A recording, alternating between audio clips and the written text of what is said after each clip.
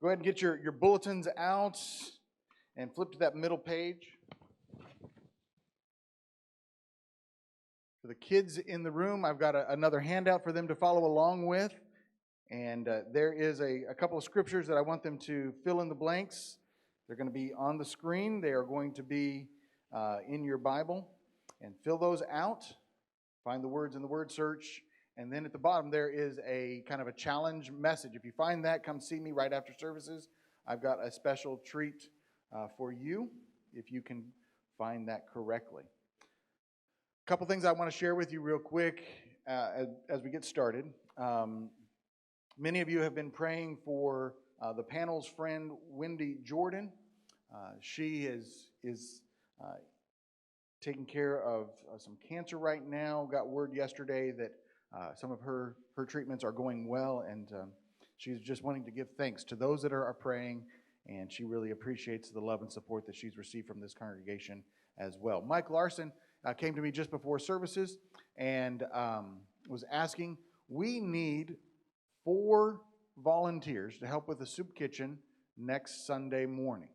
And so if you will see Mike Larson right down here, middle aisle, right after services, if you would like to help and participate in that, we would love to continue to be a blessing to that work and let our light shine with them.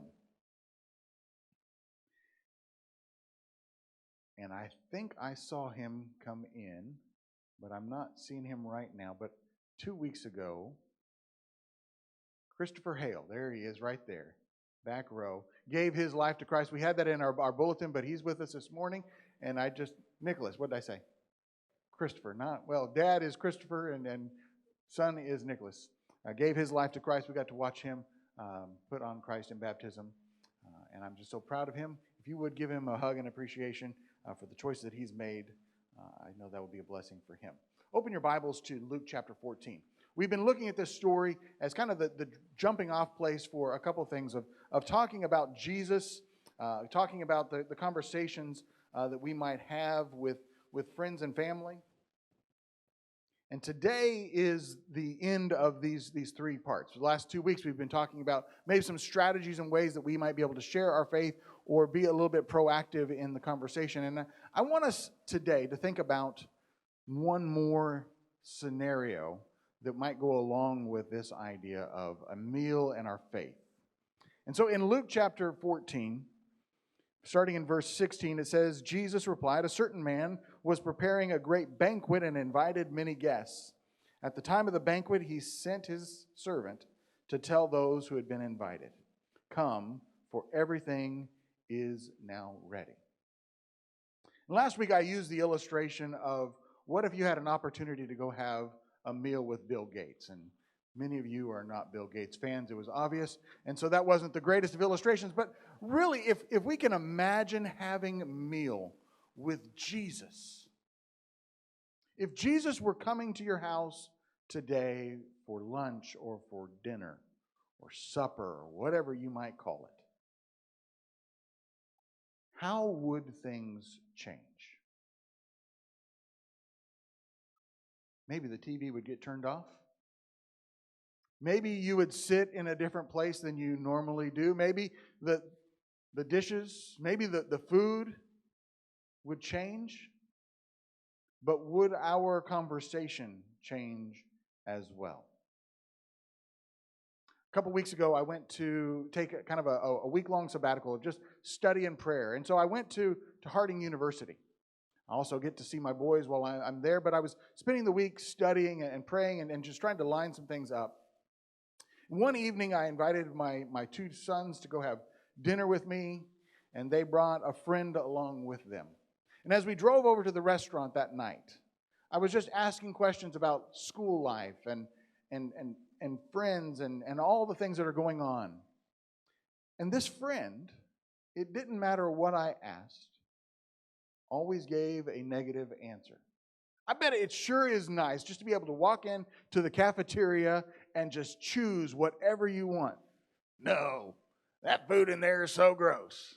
Well, I bet it's nice just to be able to be on this campus filled with a bunch of people that are no, I'll tell you the problem, because there's not any mature people. And no matter what I said about some of the good points, this friend just had a negative response. We get to the restaurant and I think, aha, I know exactly what I'm going to do. I'm going to ask him, what do you like about this new life that you're leading? And I threw that out there. And you know what he said? I said, what do you like about being here, this college, at this time of your life? Well, I'll tell you what I don't like. So this is going to be a wonderful meal. A minister went out to dinner one time. This is not me, and I really don't know this guy as well, but I've heard this story, and it was during COVID, and you know, you've been out to some restaurants over the last few months or years or decades. I don't know how long this thing has been going on. But he goes out to eat, and when he gets there, there's just a whole bunch of people waiting outside or in the lobby area of the restaurant. And they put their name on the list, and they wait, and they wait, and they wait, and they wait, and they never get called. They finally ask the receptionist, the hostess, you know, how much longer? We're on it. You're going to be seated in just a few moments. Okay, we'll wait a few more minutes. Time goes on, like 20, 30 more minutes go on before they're finally called back to their seat. They sit down, and they sit there without menus or water or chips or anything. Time goes on. They're trying to catch somebody's attention, but there's just a few people working. It's obvious that they're understaffed at this time. They finally get somebody who comes by and gives them some menus, but they don't have any silverware. They still haven't had a drink. Another 20 minutes go by, and they finally get to order, and this waitress comes up, and they're like, I'm so sorry. We had a couple people call in sick today. Please forgive us. We're doing our very best, but can I take your order? Yes. Thank you. And so this minister and his wife finally give their order. The waiter takes it back and it's put into the kitchen, I suppose. But after waiting 30, 40 minutes to be seated, after waiting another 30 minutes to finally give their order, they have to wait another about 45 minutes. And the man is like, if I wait here, and he sets this time, if I have to wait here, we are leaving right now, and I'm going to give them what for. The wife's like, just hold on, they're under duress. We'll give them some grace. And they barely beat it. I mean, the food shows up just 1 minute before he was about to explode. They put the food down, and the waitress runs off to another table, frantic about some of the other customers. And the guy cuts into his meal, and it's cold. It's not prepared right. Finally gets somebody to look after him, and they take that back. They eventually get their meal, and now they've finished their meal, and they're waiting now for their check. And this guy is like, I've had enough. And you've been there, right? I mean, enough is enough, and something needs to be said. And he was going to give them a piece of his mind. And as the waiter comes back with their bill, he was just about to light into that worker for such a horrible night. What should have been a 30, 45-minute experience has been over 2.5, 3 hours. And it wasn't good to begin with. And as he was just about to give them what for, the waitress says, Minister so-and-so, you don't know me, but I've been watching you online these last few weeks. And I want you to know that your messages have just really touched my life and my family. This has been the most difficult season that I've ever gone through. And even tonight, your grace just speaks to me. I really appreciate the way you've treated us in the midst of such difficulty. He swallows hard. I mean, don't we have those meals where we're sitting with, or we sometimes are, that difficult person? Have you ever had one, or are you not looking forward to, but you know it's coming because somewhere over this holiday season, you're going to be around a table with some coworkers, you're going to be around the table with some family, and it's going to be frustrating, it's going to be challenging. This story right here, the master invites in all of these friends and family and connections. And Scripture says one by one they decline. Oh, I just bought some property. Oh, I just bought some new animals, some new hardware, some machinery. I just got married. Something's changed in my life, and I'm not able to come. I'm not going to be able to join in this celebration. And we blitz right by it as if it was just, well, they declined to RSVP. But there's something that happens in this story, because if you read on in verse 21, it says, the servant came back and reported all of this, the decline. He reported all this to the master, and then the owner of the house, he became angry. And he ordered his servants to go back out. Now, why did he get angry? Because something wasn't right. Not only did some of these individuals say that they were going to be there, but when push came to shove, probably when the servant came and said, there is a banquet happening, and they said, well, we got something else going on. The servant didn't just go, well, all right, you're going to miss out. No, the servant said, you've already RSVP'd. You don't understand. This is important. This is significant for you. And as the servant pushed this positive into their life, these people pushed back. Well, you can't tell me what I need to do. You don't understand the hecticness, the busyness of my life. And so now they're pushing against the servant who's offering this free gift from the master.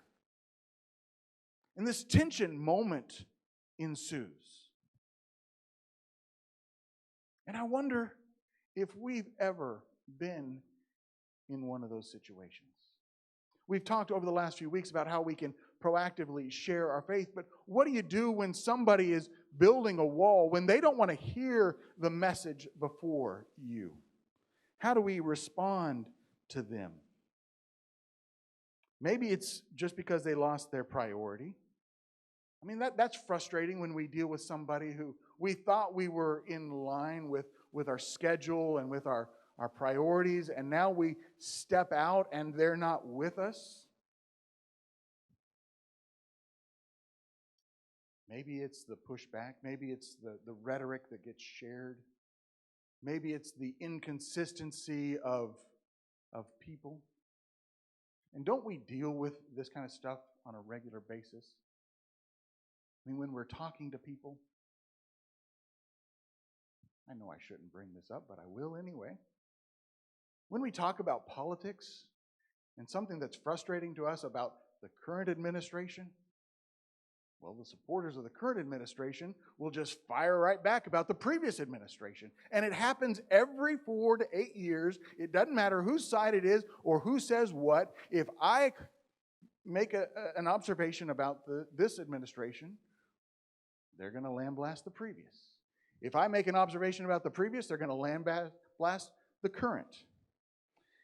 A student is going to get mad at a teacher because she or he is inflexible in an assignment or a report, even though they've given a lot of grace and education and training all the way up to the point, but when it comes to where the rubber meets the road, when the student is supposed to complete the task and the student now asks for something additional, then the teacher says, no, that's as far as we can go. Then the student becomes the one who becomes angry and grumpy and goes around the lunchroom, goes around the school talking about how Mrs. So-and-so or Mr. So-and-so won't help us do this. And they get ugly and angry in the situation.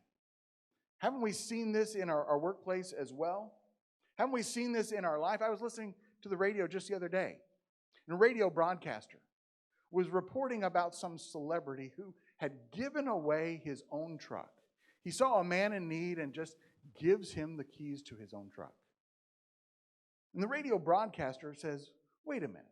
Why would this celebrity do something like that unless he's trying to hide some of his own evil deeds?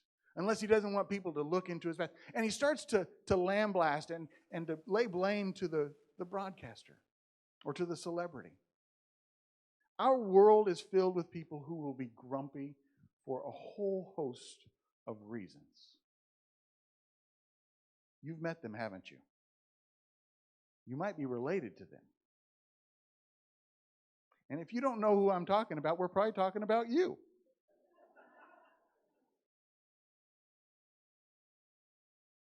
Grumpy people are going to come to sit at your table. How are we going to deal with them? In Romans chapter 8, verse 31, we're reminded of this great truth. If God is for us, then who can be against us? It's poised as a question. It's supposed to get us thinking about the challenges of our life. Now, if you're like me, sometimes I read this sentence and I think, if God's for us, then we're never going to have anything against us. Have you ever read it that way? I mean, the sun is always going to be shining. The weather is going to be perfect like it was last week. My friends will always call when I'm available. They will ask me about my day before I have to listen about their day. If God is for us, then all of these things that bug me and challenge me, my health issues will be wiped away. My job issues will be taken care of. I will just be on the fast track to success. If God is for us, then there's nothing that should be against us. That's not what it says. But the affirmative of this question really is helping us to see that God is for us. And the things that are against us will not prevail. Not that we won't have anything come against us, but they just will not be successful. They will not be long-lasting. Now, your long-lasting and God's long-lasting are not the same. I mean, a headache that lasts 15 minutes is long-lasting. I mean, a kid that keeps saying, Dad, Dad, Dad, Dad, Dad. I'm already tired and exhausted. Now, God's long-lasting is a little bit longer than ours sometimes. But the things that come against us will not prevail. They will not win. They will not triumph in the end. Sometimes we forget that when we're sitting down with some grumpy people, some grouchy, angry people. And some of us are angry for a good reason. We've had a lot of hurt. We've had a lot of abuse in our lives that people of authority and position have mistreated us. They've taken advantage of us. And it seems right because hurt people should hurt people. I mean, we got to get back at them. But really, blessed people should be blessing people. If God is for us, then who is against us? There's another passage in Romans chapter 14, verse 16. It says, don't let what you know to be good be referred to as evil. Don't let what you know that is right and good be spoken of as evil. If you go back in this context, Paul is talking about that old subject of eating meat and drinking, the things that we should do or shouldn't do, and it's difficult for them and their culture to draw a line. But there are some things that we know that are good and right. Don't let somebody call that evil. Before I moved to Southwark, I've never had cookies with Santa. But after Friday night, what a beautiful moment for our church to connect. Now, if you don't like cookies, if you don't like hot chocolate, and if you don't like Christmas decorations, that's fine. But don't call that event evil. Don't call that misguided or something that is ungodly, because it was a benefit and a blessing to so many. But you're going to sit down with some people. You probably know some people who are going to say, well, those Christians, and they're going to pull out some moment of history. And they're going to lambaste, they're going to paint with a very broad stroke the failings and shortcomings of all Christians. Don't let what you know that is good be spoken of as evil. Now, there's two parts to this, and I want us to be careful and pay attention, because sometimes we can take our freedoms and use that as an abuse. That we can go way too far in what we are free to do. Paul writes in Romans, what shall we say? Shall we go on sinning that grace may abound? I mean, look at me. I've been forgiven of this and this and this and this, and I just continue on so that I can continue to say that God is graceful? Can we have cookies with Santa every night and we never care about those who are living under the bridge, that we never care about those that are in homes that are being destructed? No, that wouldn't be right. That would be an abuse of what the good, the freedom that we have in Christ is all about. But don't let the good be spoken of as evil. So don't do so much of our freedoms that we just rub it in everybody else's face. And then don't let those people who will blast us for the mistakes of others, as if we all are desiring that the Crusades would come back. That we all desire that people in ministry are abusing their members sexually or financially. Don't let what you know is good be spoken of as evil. Let me share with you a couple things that might help you as you respond back to this. Because the servant goes out to the alleys and he calls in all of these different people, these broken and difficult people, so that his house would be filled. How do we respond to those that might be a challenge in our life? Number one, I want us to respond for the hurts of people more than the hurts of our feelings. I mean, if you're like me, you care about your Christianity, your spirituality. And when somebody makes an accusation, it hurts. That you would assume that I am like that. But let's not get tied up in this. Personal attacking. Personal defending. Because we already know that God is going to prevail. We already know that God says, vengeance is mine. He's going to take care of himself. He doesn't need a big brother. Like I'm supposed to provide protection for God and for God's kingdom. That's not my role and that's not my responsibility. So we don't need to respond about our hurt feelings. We're going to hurt for those who are hurting. When you get the news of someone who is sick, whose medical condition did not come back the way that they were hoping, our heart is going to break. When you hear of a friend or family member who's going through a separation or divorce, and they're challenging and chiding all those that are around them, well, you didn't do enough, you didn't help me, you didn't intervene. Instead of being hurt about that, we hurt about that relationship more than ourselves. We're going to respond with humility.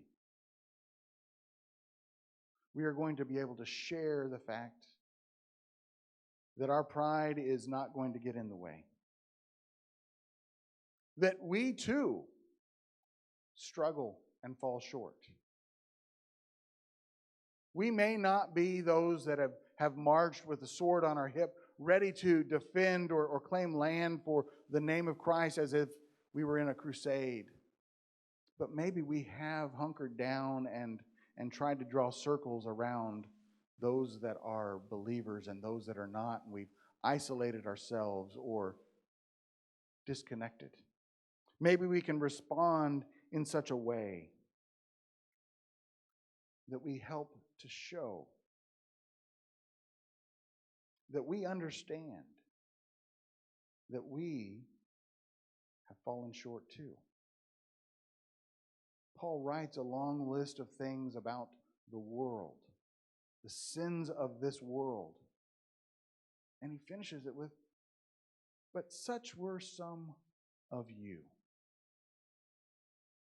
This humility draws a connection and a response.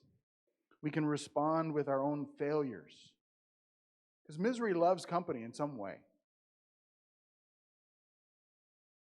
And so when somebody is struggling with a relationship, you can express some of your previous mess-ups in relationships. When somebody's dealing with an economic situation, which they've made some bad choices in their life, and now this month is really becoming stressful and difficult, instead of judging or blasting them, you can share some of your struggles in which you didn't manage the resources that God had given you in a way that was right. There's a story told of, in Britain, newspaper, the Times was trying to find out what some of the leading authors and teachers were thinking about the world.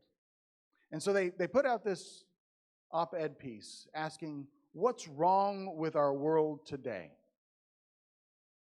And one after another would write in these lengthy articles, blasting the politics, blasting the home, blasting the entertainment, blasting so many different things.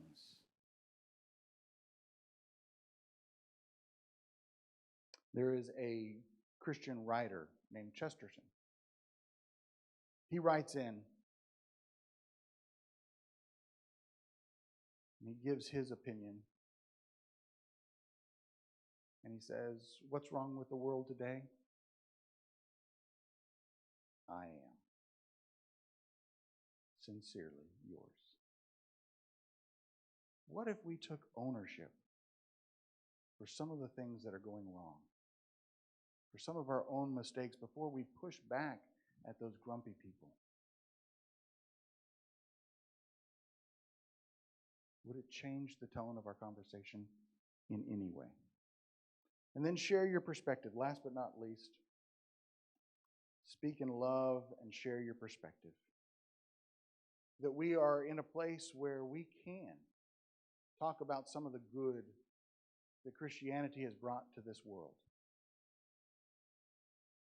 Let me just tell you a couple things that I think are significant about the overarching, wide swath of Christianity that has improved just the world and morality in general. That if you would step back, regardless of Christ and God, just the principles of Christianity have made a difference in our world. Yes, our world continues to talk about the sexual abuse, the financial abuse of some churches or leaders. Yes, our world continues to talk about those that were militant who would rather lop off somebody's head as opposed to sit down in a study with them for the gospel. But there's also some other great things. Going back to the Bible times, there's this situation in which children, just freshly born, were killed because they were going to be a nuisance or a bother, an inconvenience for the family.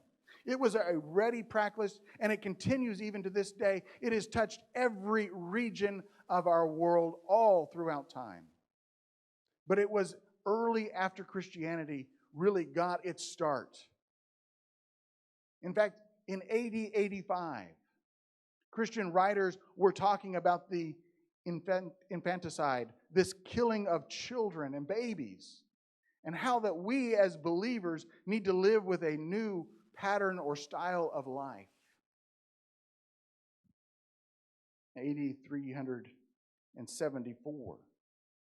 Christianity had just become kind of a legal, recognized religion with some sort of political power. Bishop Basil of Caesarea encouraged the Emperor Valentina to outlaw this. And one by one, as Rome makes a new change in their political oversight, the world and the health of the newborn now changes. There is another practice of just abandonment.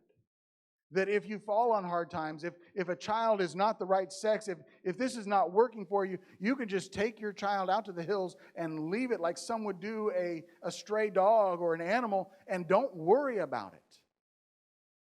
And this became so prevalent in the society back then that in fact, Historians have gone back and they've looked at the Greek and the Roman literature. And not once do they find anybody who gives any sort of disparaging comment about this practice. But Christians start to see these children that are abandoned. They bring them into their home. They start to care for them. They start to give love and hope for them. Creating of orphanages. The practice continues on, and in the hardship of the Middle Ages, as it's most common that one or maybe both of your parents will die before a child reaches their own self-sufficient age. Children are left alone without proper guidance or care. And so churches, one right after another, begin to build homes for these children. Places of care and protection. Citing James chapter 1, verse 27, that this true religion that should be capturing our heart is to look after the orphans and the widows. And church after church makes this part of their practice.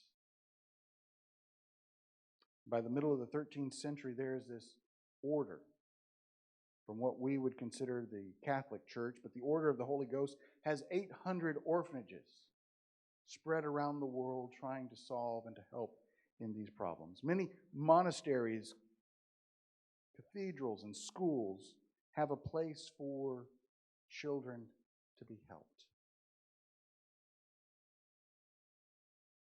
In our later history, as the world goes through tumultuous moments, there's an organization that you might be familiar with, but we don't really understand its roots because what they look like now is significantly different than what they are then. Now they ring the bell with a little pot in front of the stores looking for change. But the Salvation Army was designed to be an army of believers who would go out and help those whose homes were suffering with difficult economics or relationships. They were going to be a benefit and a blessing to their lives. They dealt with people as they were coming out of prison, giving them what was then called a halfway home, as they begin their new start out of their incarceration. Organizations like the YMCA, the Young Men's Christian Association, or the Young Women's Christian Association was started more than about 200 years ago, set up to be hostels or hotels for individuals who were traveling looking for jobs, who didn't have a place to stay, and instead of living out in the environment, Christians would set up resources, primarily for other believers, but then also for anyone who was in need. You want to talk about someone who's grumpy, you share with them some of these positives. We talk about the Red Cross and what that really means. We talk about the nurses who grow up in a world that is being destructive and destroying one another, who go out onto the battlefield and they will provide care for those who are in need. We talk about the hospitals that grow up out of someone's faith, and so many are named after Christian people to be a blessing to our society. Even the higher education, the majority of universities started with a religious Christian theme, that we would give education and spiritual guidance to the up-and-coming generation. I want to challenge us today.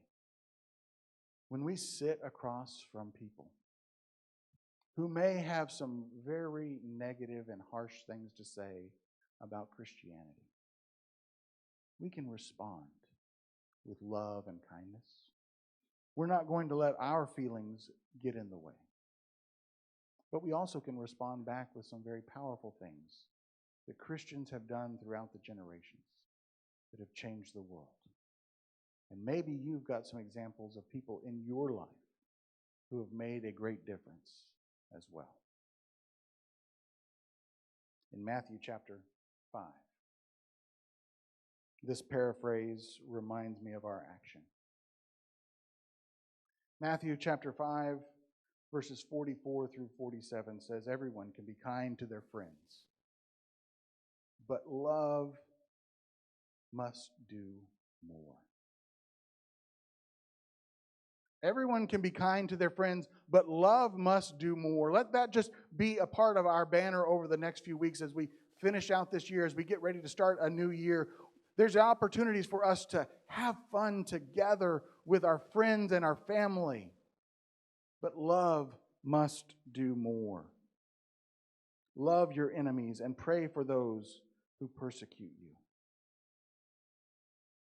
Involve your life with those people who are challenging, because we know if God is for us, then nothing is going to prevail. When we put ourselves in a difficult situation, God is more powerful than that difficulty or that challenge before us. We will see opportunity and potential in those moments.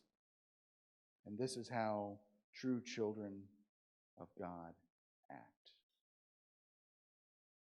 This morning, I want us to hear the message of the servant who goes out and invites all those to come. And maybe you've been one of those who has been too busy, too self-absorbed to really come and be a part of the banquet, the feast, the life abundant that He has designed for us. Or maybe you've been one of those servants who have gone off and tried to encourage people, and their negative response, their lack of enthusiasm has worn off on you. And you've forgotten to speak about the good, the great of the cross, as it transforms our hearts and our lives, our homes, and our world. As we see generation after generation rising up to live out their faith in unique ways, let us too rise up and be the light in this world. I want to challenge us as we sing this song, this stronger message, for us to remember the world is going to deceive us and make us believe that we're under attack and we can't win. But the truth is, God is for us, and there's no way we can lose. Let's stand together and sing that message. Lord, take